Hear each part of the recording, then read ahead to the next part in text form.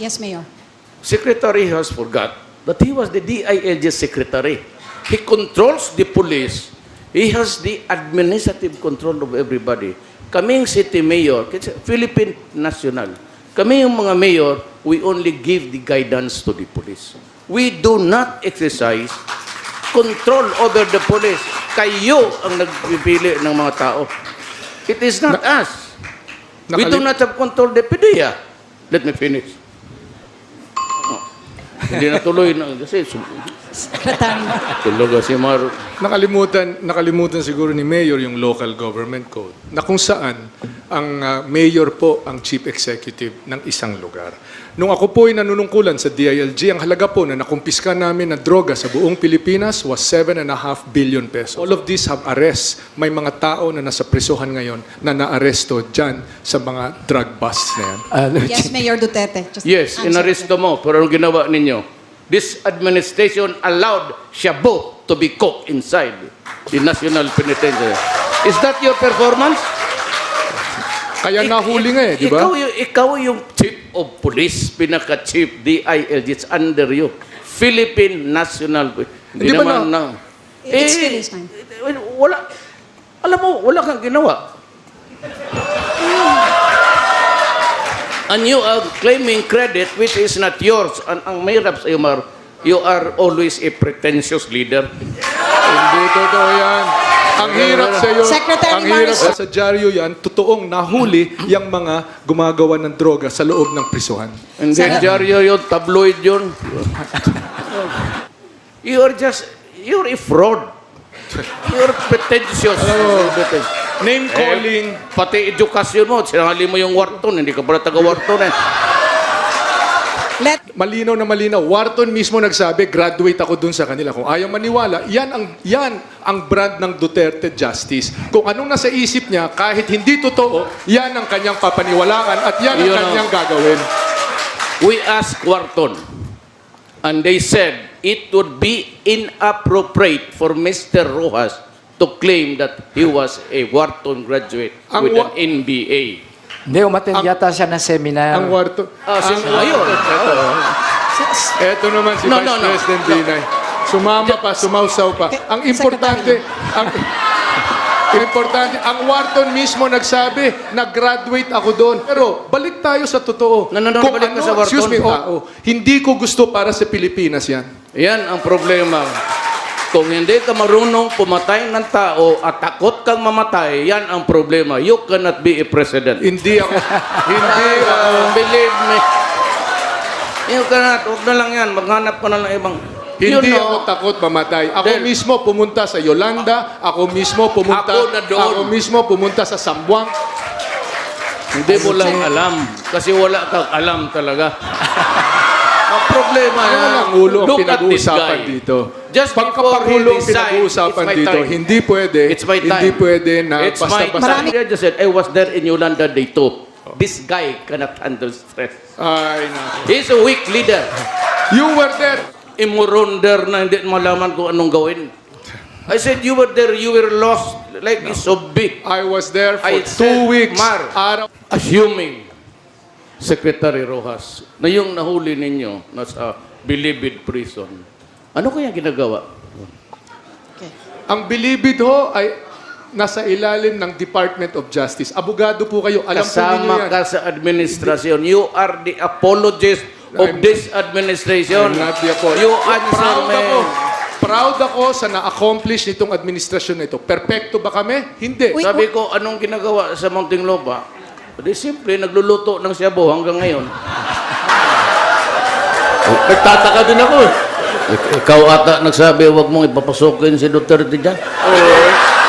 Nauna ka sa akin dito. Yung convoy mo, sinusundan ko. Pero Ako maski na sino makasama ko sa kwarto, basta matino. ako na yun.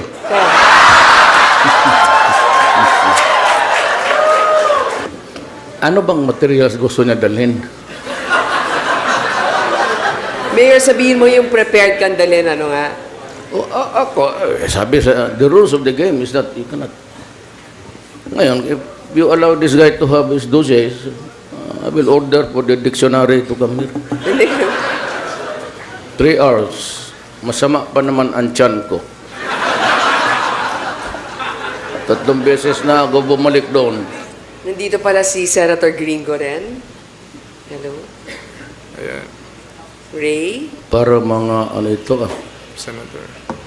Maybe acknowledge the presence of Governor Davide. Ay, Good afternoon, sir. sir.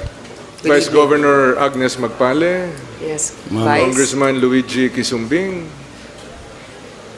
Congressman Advincula, Mayor Tommy Osmeña, Attorney Mike Toledo. Mr. Lourdes De Vera. ayan, Secretary Ace Durano. Wala ako nakilala dito. Ito. Ikaw. Si Mike Toledo. Actually, I'm not,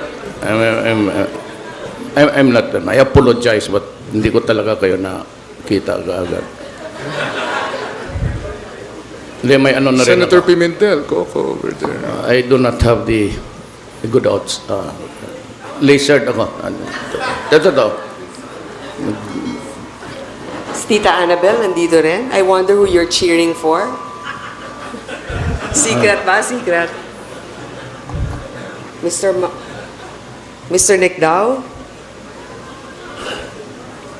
Mukhang talo na ako dito sa butuhan. Hindi, ganito na lang. Yung hindi natawag dito ng dalawa, dito na kayo sa akin.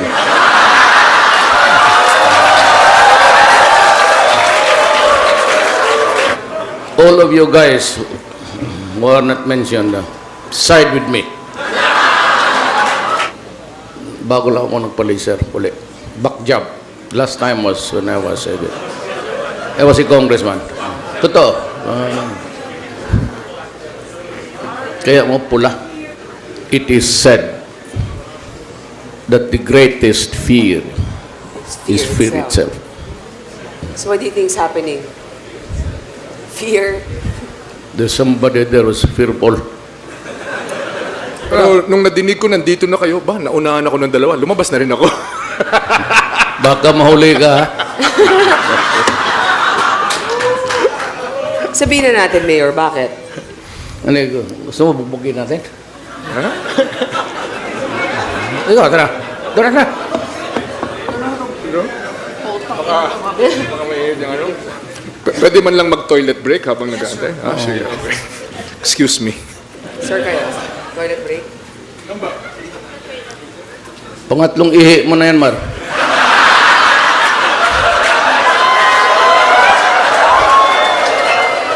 Pagka gano'n, na-nervyos ba niyan? Ngayon po, Ginong Vice President, sabi po ninyo may mga dokumento kayong gustong ipakita. Kung alam ko naman pala na pwede ako magpakita ng dokumento rito, di dinala ko sana yung COA report. Natatakot ka atang ipakita ko yung dokumento na ikaw si Bitangkol, tinuturo ka rin. Wala akong takot. Meron din Wala COA akong takot report. sa kahit anong dokumento. With due respect, Mr. Vice President, you'd be adducing before the crowd documents. I understand that. The problem is, it is your document. And if you confront us with that document, we're at a loss whether it's authentic or not. Yan ang ano ko ka. I am being now a lawyer. Okay. Pagka walang authenticity, Go ahead, please, Senator Po. For one, Miss Lucci? ang document ko, Mr. VP, dokumento ko ito ng COA, ng AMLA, mga dokumento ko ito na public document na in that sense. ako, I believe you. No doubt about it. But it's a matter of principle because you're the one who has the notes. The three of us has none. Pero ako, you want to go, go. Kailangan mo itong freedom of information. Ito ho ang sagot sa graft and corruption eh. Transparency. Wag na ho natin dati yung mga debate pa o ano. FOI, freedom of information, sa executive department, i-implement ko po yan. Senator Po, gusto niyo po ba So munang gusto po sagutin ba ang ninyo reaction na yan? mag-sign kayo ng bank waiver sa inyong mga accounts? Aba, ako nga ho ito nga, isa sa dokumento kong dala-dala dito eh. Pinirmahan ko na ho ito. Yayakagin ko kayong tatlo na pirmahan natin ho, waiver ho yung AMLA na tayo ho ay imbestigahin. Tama. Para makita ho yung mga lifestyle at saka yung executive performance natin. Mayor Duterte. We signed a waiver to we waive our rights so that anybody can, I said, look into bank accounts. Kayo rin po. If I were the president, day one, I will ask everybody to cooperate. And I just, nandyan na yung waiver mo, Vice President. Nandyan na yung waiver mo. Oo.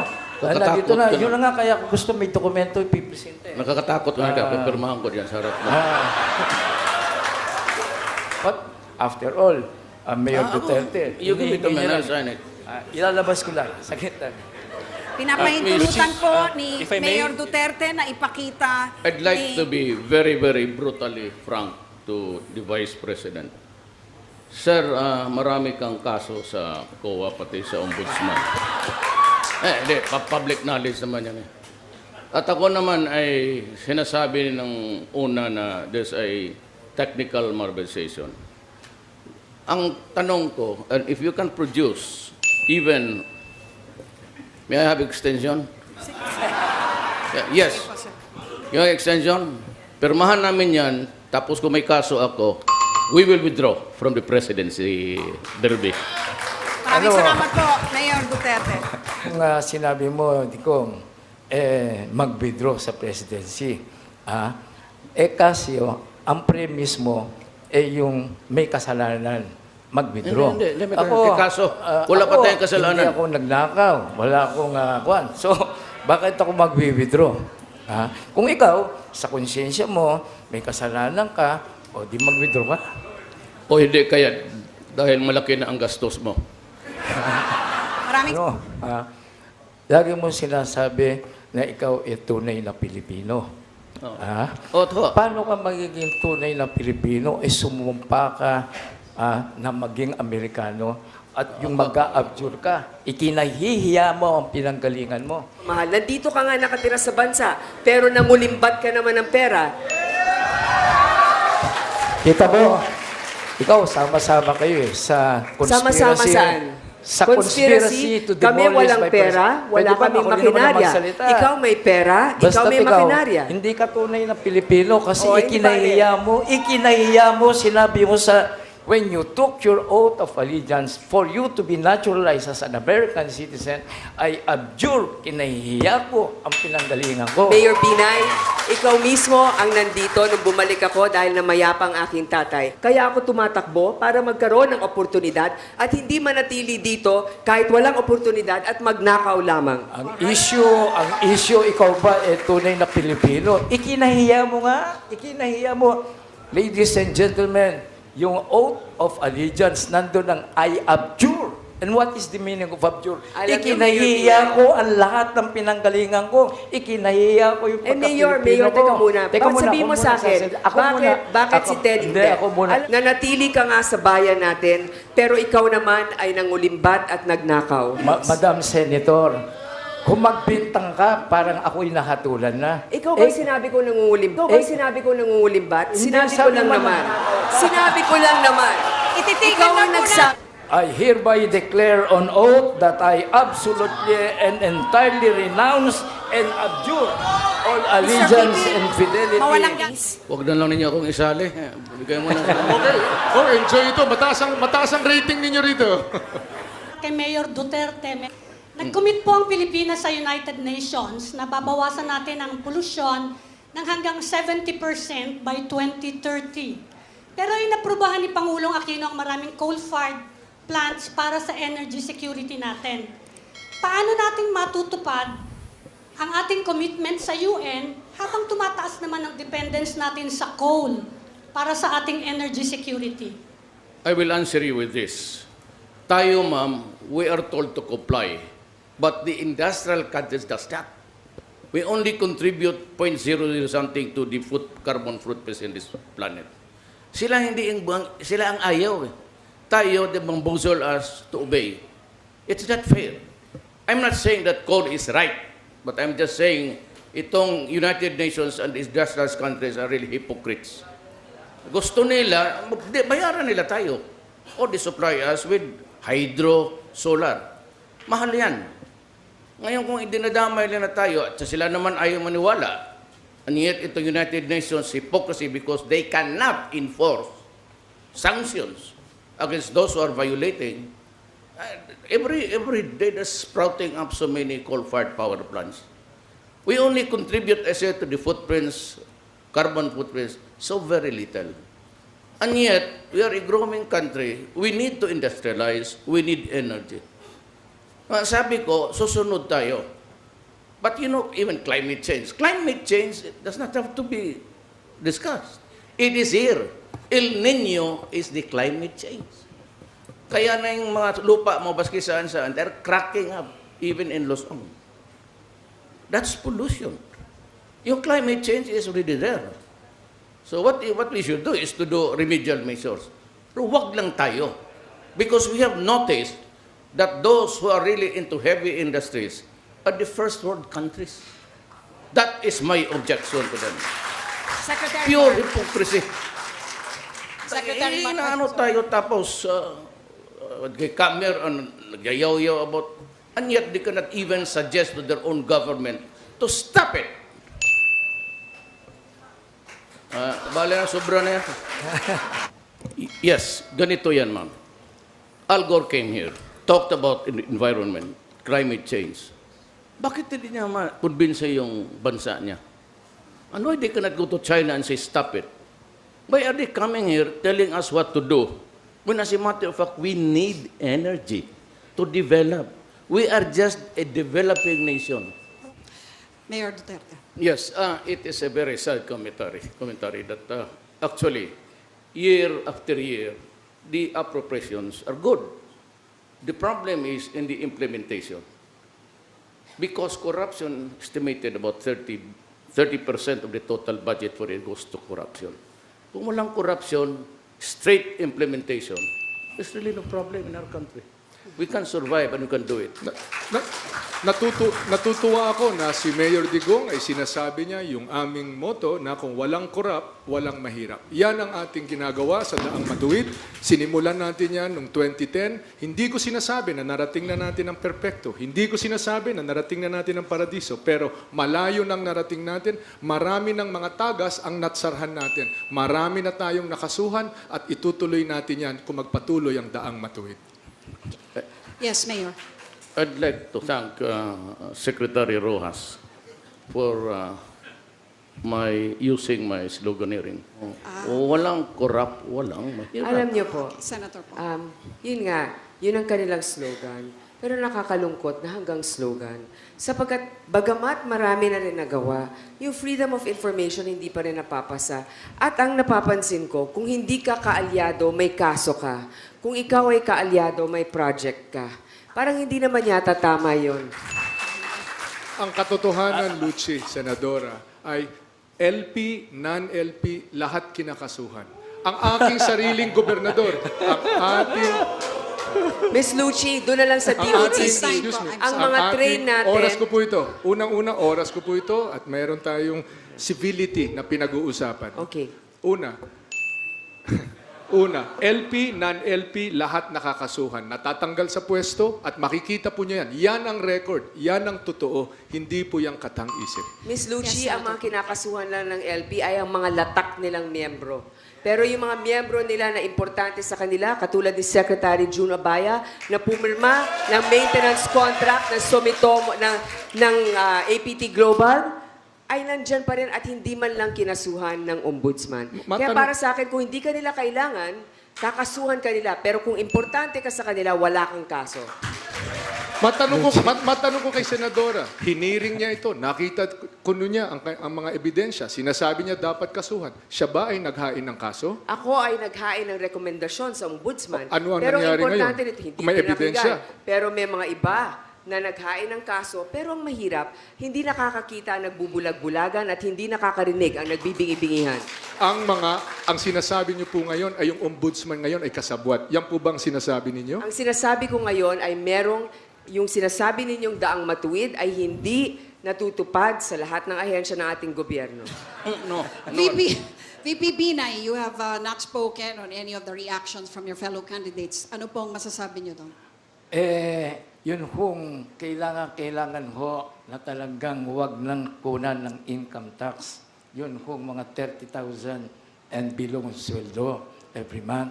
Kasi marami pa hong dapat gastusan. Kung hindi nyo hindi nyo pagpapatuloy yung income tax, marami pa hong mapaharap na magagastusan yung ating mga mamamayan. Mayor Duterte, you were going to say something. I said, I am insisting on my statement. My declaration is that if there is no corruption, every year, yung appropriations tama-tama, it would bring good to the country. The problem is, I said, 30% of the total 100 million, the 30 niyan goes to corruption. Ms. Lucci, That is the sad reality of this country. alam mo Ang sa hindi... tingin, Okay, go ahead. meron Senator kasing proposal na dapat ilipat na yung bilibid sa Nueva Ecija. Sa tingin ko, magdagdag na tayo doon ng mga kwarto para sa mga nangungulimbat ng pera ng mga nasa gobyerno ngayon. Kasi yan talagang problema natin. Hanggang ngayon, nandyan pa rin ang corruption at sila ay nasa pwesto. Dapat makulong, masintensyahan. Eto, Ms. Lucci. International na. Hindi tayo. Hindi mga katunggaliko. International. World Bank, Transparency International, lahat ito, World Economic Forum, lahat yan ang nagsabi na ang Pilipinas ay malaki at malayo na ang narating sa paglilinis ng pamamahala, sa pagpa-file ng mga kaso, sa pag-aayos, pagsasara ng mga tagas ng ating pera. Hindi ko sinasabi na narating na natin ang perpekto, pero malayo nang narating natin at itutuloy natin ito. Tama, ikukulong natin lahat itong mga nagnanakaw sa gobyerno. Tuloy-tuloy ang paghihirap ng ating mga kababayan. Milyon-milyon pa ho, Mr. Rojas, ang naghihirap. So, huwag mong sabihin na maganda lang nagawa ninyo, etc., etc. Kung sinasabi nyo walang mahirap, kung walang korap, dumadami nga ho ang mahirap. Kasi lagana po ang corruption kasi yung mga alyado mo, katulad ni yung mga naglanakaw doon sa minahan, nandyan. Hindi nahahabla. He gave a very short, there was a cut in his statement. Sino yung mga kasabat niya? The people are entitled to know. Sabi mo, sino yung kasabat ni Mar sa corruption? Sino nga? Alam mo naman, dahil sa Mindanao nangyayari yun. Yung mga sila Eric Gutierrez, yung mga Sir, with all due respect, Eric I will have to Gutierrez. stop this discussion here. Wala po tayong babanggitin na wala po dito ngayon. May kaso po, Lucci, ang anak po ni Vice President Binay ay may kaso. May kaso sa Sandigan ang Bayan. sinasabi ni Napailan Lucci, ng kaso. May actual yung na wala kaso. Napupunta na po Nagnanakaw kasi sa mga politiko sa Mindanao at nalilihis na po ng malayo doon sa 30,000. Hindi ako pautana para ni Secretary Mar. May almost 200 billion budget para sa rehabilitation ng Yolanda. Ngunit, nasa 90 billion pa lang ang na-release, sabi ng DBM. 90 billion. 33. Kaya may marami pang mga biktima dito sa Visayas kasama ng Cebu na hanggang ngayon ay naghintay pa ng tulong galing sa pamahalaan. Bakit po ang private sector ay ang call po nila ay voluntary lang pero mas nangunguna sa pagtulong as compared to the government na may mandate to serve its people? Sa ngayon, as of end 2015, aking pagkaalala ay humigit kumulang 90 billion ang na-release na tulong para sa Yolanda Rehabilitation. Diyan sa 90 billion na yan, 4 na billion ang dumaan sa DILG. Yang 4 na billion na yan ay dinownload to the last centimo to provinces, cities, municipalities, and barangays. You were going to react. Oh, Mayor Duterte. Yes, ma'am, I disagree. The COA says of the total money, 33% have been completed. 33.7 nandyan, on deck ang pera, about to be started yung project. Then 37, wala pa. Secretary. That's the figures of COA. Baka iba ang tinutukoy ni Mayor Duterte dahil doon po, the same COA says na doon sa dumaan sa DILG, mahigit 90% na po ang natapos. Nakatayo po yan, may listahan po yan, may mga lugar po yan, may mga inauguration yan, lahat po yan ay nagawa. Yung perang dumaan sa DILG na humigit kumulang ay 4 na bilyong piso. Well, I'm sorry. Meron pa bang I mga think ibang you're right. projects? Meron pa bang ibang mga projects na hindi natatapos? Maaari sa agrikultura, sa housing, sa iba pa. Pero yung sa pera na dumaan sa DILG na sinasakupan ng aking kapangyarihan noong panahong yon, ay yan po ang record. Ako muna. Go ahead, Mayor Duterte. I would like to apologize. You were talking about the billions that were downloaded sa DILG. That's correct. I'm talking about the whole of the money. I'm sorry, I got lost along the way. VP, yes. Mr. Ross, kung totoong yung pera na ibinadget, ginastos na ninyo, bakit hanggang ngayon hindi ka pa nakapag-liquidate doon sa 7 billion pesos na napunta sa opisina mo? Ang liquidation po ay nasa sa COA na. Tapos na po yun. Ang binabasa po ninyo ay 2014. As of 2016 na po tayo. Nangyari lahat ito, yung paggawa nito lahat, 2015. Yun po ang nangyari. Iba yata ang sagot mo, Mr. Rojas. Hindi po. Kasi ang pinalabas mo sa dyaryo, hindi pa namin ito nililiquidate kasi hindi pa tapos Hindi. ang project. Yung Ano 7% mo? doon sa Vice President, kung gusto mo lang nasiraan ako or magtapong ka ng putik, at least gamitin mo current data. ang, alam mo, Mr. Rojas, ang statistics po laging hindi totoo eh. Kung ano-ano yan mga ang katotohanan, binibintang mo, may sinasabi mo sa amin doon sa Makati. Yan po ang 2015 na katotohanan. Ang binabasa po ninyo ay 2014. Sabihin nyo sa staff ninyo na maging up-to-date sa kanilang pag-aaral. Hindi. Sagutin mo lang yung COA. Yun na lang. Paano nyo tutuldakan ang krimen sa buong bansa sa loob lang ng 6 na buwan kung sa Davao City, where you have been mayor for 2 decades already, may problema pa rin pala sa krimen? Alam mo, yung report na yan was just really a bit malicious. Ano mo, sinasin mo doon ng naninigarilyo eh. Those are violations of law, penal sanctions. Yun lang naman. But I'd like to say something. Sabi nga ni Mar, pupunta ka ng Davao, may makita ka ng Cebu. You know, this is a very porous country. And we are not a fascistic nation. We do not confront people in public. Kaya sinabi niya may Cebu sa Davao, pati sabi ko sa Maynila. So 1 week after, there was a raid. Dito sa Davao, pati dito sa Maynila. Look what happened. Yung doon sa Malabon, nakita, hinuli, buhay. Yung akon sa Davao nahuli, patay, 4. I said, I wipe out, I'm still wiping out.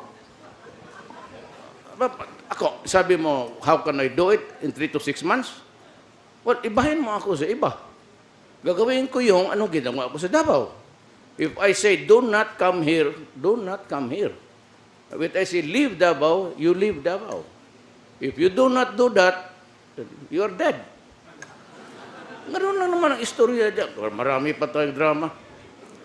And if I am into the presidency, look, if I am president for 2 months, and nobody would believe me, nobody would follow me, even if you give me 10 years, I cannot really hack it. Ngayon, hintayin mo ako. Kung ako mo-presidente, 3 to 6 months. Sinabi ko sa inyo, I'll do it. I will do it, just like what I did to Davao. Panoorin mo ang Davao, panoorin mo ang buong Pilipinas, and you will see. Kung may sali yung statistic, pati yung panigarilyo, urinating in public, you get arrested, it goes into the statistics. Magpunta ka muna ng Davao, tanongin mo mga tao. Naalala ko nung DILG ako, sumulat ako sa kay Mayor Digong para sabihin na halos sa 4 na po ata, hindi ko masiguro yung bilang ng barangay. I think it's either 30 or 40 barangays were deemed by the PDEA to be drug-infested. Magmula noon hanggang sa ngayon, ay nandiyan pa rin yung mga barangay na yan, drug-infested pa rin. Hindi ko kini-question ang kanyang pagnanais na tanggalin ang droga sa Davao o sa buong Pilipinas. Ang kini-question ko, yung kakayahan na magawa ito in 6 months. At hindi basta-bastang mangyayari ito. Yes, Mayor. Secretary has forgot that he was the DILG secretary. He controls the police. He has the administrative control of everybody. Kaming city mayor, Philippine National, kami yung mga mayor, we only give the guidance to the police. We do not exercise control over the police. Kayo ang nagpipili ng mga tao. It is not us. We do not have control the PDEA. Let me finish. Hindi natuloy na kasi Secretary. tulog si Mar. Nakalimutan siguro ni Mayor yung local government code na kung saan ang mayor po ang chief executive ng isang lugar. Nung ako po ay nanunungkulan sa DILG, ang halaga po na nakumpiska namin na droga sa buong Pilipinas was 7.5 billion pesos. Tama na ba ito? Hindi pa. Kontento na ba tayo? Hindi pa. Pero yan ang aming actual na accomplishment. 7.5 billion pesos of confiscations and arrests. All of these have arrests. May mga tao na nasa prisuhan ngayon na naaresto dyan sa mga drug busts na yan. Yes, Mayor Duterte. Just Yes, answer. inaresto mo. Pero anong ginawa ninyo? This administration allowed shabu to be cooked inside the National Penitentiary. Is that your performance? Kaya nahuli nga di ba? Ikaw yung chief of police, pinaka-chief DILG, it's under you. Philippine National Hindi ba naman na- It's finished time. wala, alam mo, wala kang ginawa.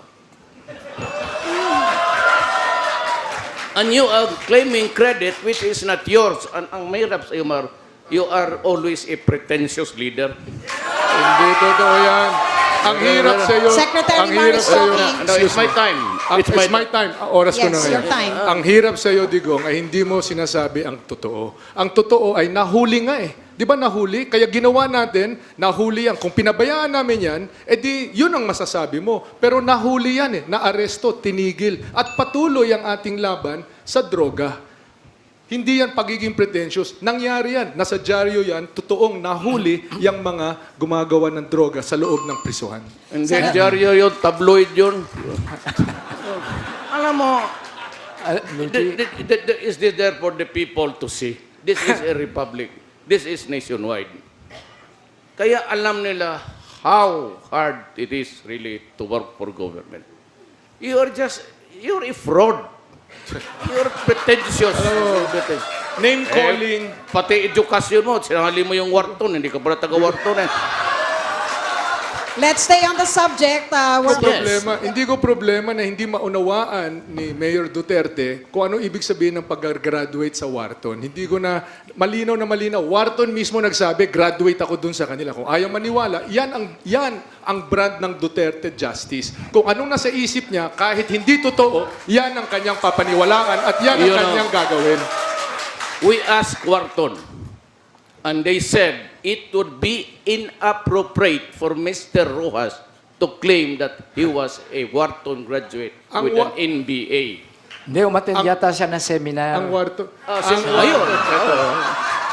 Eto naman si No, Vice no, no. President Binay. Sumama pa, sumausaw pa. Ang importante, importante dito, ang Wharton mismo nagsabi, nag-graduate ako doon. Hindi, never ko sinabi na nag-MBA ako. Ikaw lang nag-isip nun. Ikaw ang nag-isip na hindi mo maunawaan kung ano ibig sabihin na nag-graduate ako sa Wharton. Pero balik tayo sa totoo. Balik ka sa Wharton. Excuse me, oras ko ito. Kung ano ang pumasok sa isip mo, serado ng isip mo, yan ang Duterte Justice. Wala nang katotohanan. Kung ano lang pumasok sa isip mo, pigit mata, gagawin mo, baka may mamatay pang tao. Hindi ko gusto para sa Pilipinas yan. Yan ang problema.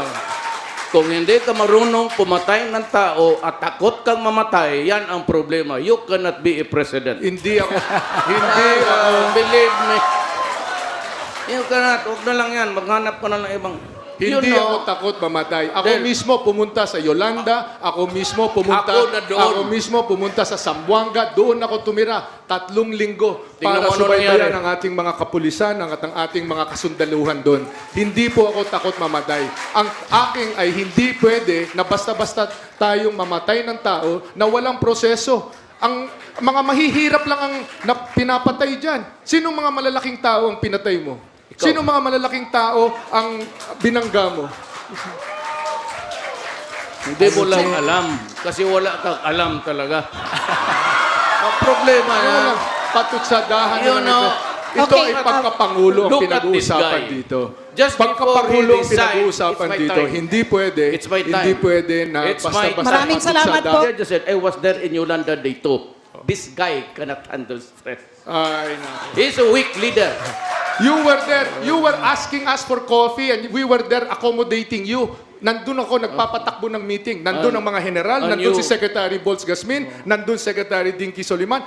On the second day, nandun ang Pangulo. Paano mo sasabihin na nawala ako doon? Nandun ako, I was the central player doon sa mga meeting na yon. Okay, Ikaw Mayor. ang nawala. Dumating ka doon, ilang oras, nagpa-photo op, umalis. Yan ang uri ng liderato mo. Among imuronder na hindi malaman kung anong gawin. I said you were there, you were lost like a zombie. I was there for I 2 said, weeks. Mar. Araw-araw ako nagpatakbo ng meeting. May lahat tingnan ng mo mga ano tao, nangyari. may mga tao Okay. doon na Yes, Hindi po. walang galang eh. We'd like to hear from Senator Poe. nakikita ng tao kung sino yung walang galang. Ninyo, pag ako naging Pangulo, ang ilalagay kong cabinet member, yung naintindihan doon sa kanyang departamentong pupuntahan. Kagaya nito, si Secretary Rox, wala naman itong nalalaman sa local government. Hindi niya sinagot yung sinasabi ni Mayor Duterte. Sinasabi niya, hindi, nandun kami, mga pulis. Mr. Rojas, ang pulis po sa amin sa local government, supervision lamang. Wala po kaming control. Ang kapulisan po nagre-report sa mayor ng lungsod. Gayon Hindi po totoo. ang katotohanan, Vice President. Pangalawa, balik lang po ako doon sa sinabi ni Senadora Grace. Tayo po, ito totoo ito. Sa aking panunungkulan ng DILG, out of 946 na most wanted, nahuli na, may nag-o-audit dyan sa mga report na yan. Yang bilang na yan na 253 ay totoo. Bakit Yan ang hanggang ngayon, katotohanan sa problema nabilang pa sa rin ang Manila. riding and tandem, problema pa rin ang Kontento na ba nananakawan ako ng sa cellphone, 253? problema pa Hindi rin ang po. krimen sa ating bansa. Senator Kung Poe's time totoong now. nabawasan na yan. Okay, Mayor Rodrigo. Assuming, Secretary Rojas, na yung nahuli ninyo nasa Bilibid Prison, ano kaya ginagawa? Ang Bilibid ho ay nasa ilalim ng Department of Justice. Abogado po kayo, alam po ninyo Kasama yan. ka sa administrasyon. You are the apologist of this administration. I'm not the apologist. You answer me. Proud ako sa na-accomplish nitong administrasyon na ito. Perpekto ba kami? Hindi. Kami ang pinakaunang magsasabi, hindi kami perpekto. Pero 4.5 milyong pamilya na ngayon ang natutulungan nitong administrasyon nito sa 4Ps. Just answer me. 6.5 Pero milyong pamilya 25 milyong mga Pilipino ang nananatiling mahirap at 15 milyong Pilipino ang patuloy na Yan po ang nagugutom. ating My nagawa. Kung dati question natin ay is, 170 what are they billion. doing in papatigilin ko Muntinlupa? lang. Ako Okay, ang I tanong. think- Wait, Sabi ko, anong ginagawa sa Muntinlupa? Di simple, nagluluto ng Shabu hanggang ngayon. Maraming salamat po. Tayo po ay tutungo na sa susunod na issue Bagay mo dahil si meron pa Presidente. pong isang Mga kababayan, wala po kong itatanong kay Mayor Duterte kasi pareho kaming qualified to become President of the Philippines. ano pong sagot nyo dyan sa puri ni VP Binay sa inyo? Wala rin ho akong masagot. Mas qualified siya kaysa akin maging presidente. There are 4 of us here. Mamili kayo. As equally beautiful lady. Matagal na mayor kagaya ko. Si Sek naman. Sige, Giti. Tumawa ka rin. Hindi ka na kasi mabiro eh. Umiinit ulo mo. Really, it's not because there is nothing to answer. Except also to return the complaint by saying that he is more qualified than me to be president. Ang sagot po nyo doon, Mr. VP. Niwala pa na kayo. Hindi. Totoo yan. Totoo. Wala na iba. Magbiruan na lang. Ang naging sagot to, nagkamayan na po kami. Kayo po ang inatasan noon bilang DILG na mamahala noon sa Yolanda at pagkatapos naman noon ay dun sa Zamboanga Siege. At hindi lamang yon, bago noon kayo po ay DOTC kung saan nagdesisyon na palitan na ang maintenance provider, alisin ang Sumitomo at gawin ang APT Global o kung ano pa man yan.